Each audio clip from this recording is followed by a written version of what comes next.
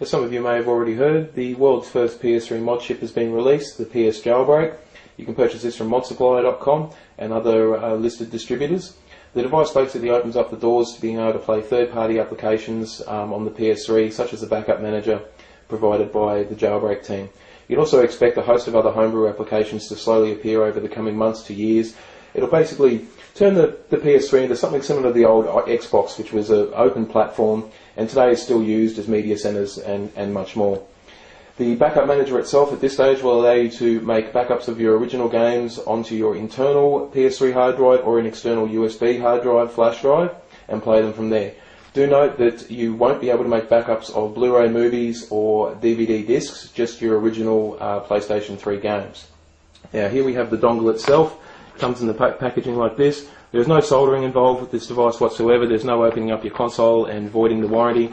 It is quite an easy device to use and install. You will also need a USB flash drive to install the backup manager software and possibly other homebrew applications in the future, so you'll need to get one of those to use with the device. So what we're going to do now is show you how to first power on and install the backup manager. At first, with the PS3 Slim, you need to make sure that the power cable is out first and then plug it in. With the old fat consoles, you just turn the switch off on the back and then turn it on. And you'll put the dongle in the USB port in the front,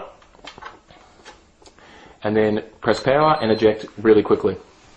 Now what will happen now is that you'll see two lights on the dongle itself. It'll be red and green. If you've successfully pressed the eject button quick enough, you'll see a green light come on.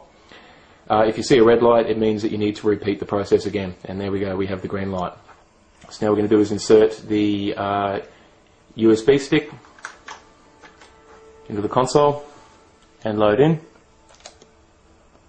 And under the Games tab, you'll see an Install Packages files. This will install the backup manager onto the PS3, and then you will no longer need the USB stick. Now make sure to remove the USB stick now, because once you launch the backup manager, if it's in there, it will attempt to back up onto the USB stick, which is incredibly slow compared to using the hard drive, and it's something you can be caught out by, so make sure to remove it. Now we'll insert one of our original games, and the backup manager will load, giving you a disclaimer that you make sure that it is an original game that you own, that you are making a backup of.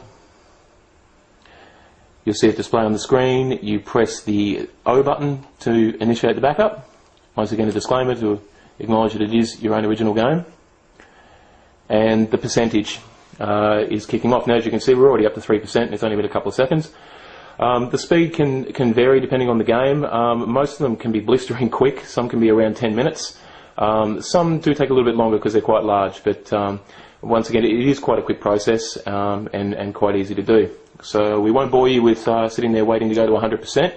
We'll pause the video, and as it gets to about 98%, we'll resume. Okay, as you can see, it's at 98%. It's just about done, so we're just going to wait for it to finish. It's at 99.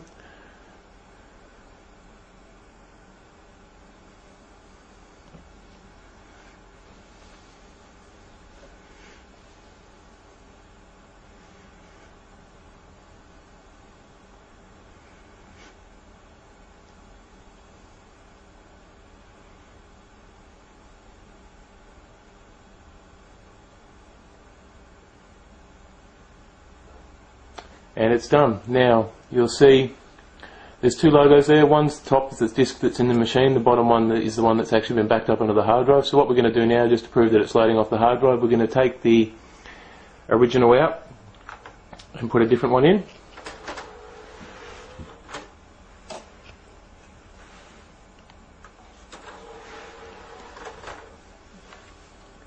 And you'll see it come up on the screen in just a second. And what we're going to do now is load up the one on the hard drive. What it'll do, it'll drop you back to the main menu,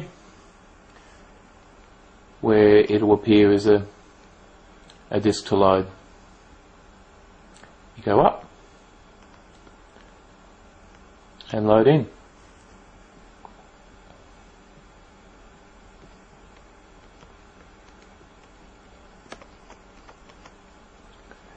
And if the camera would focus, you can see that it is loaded.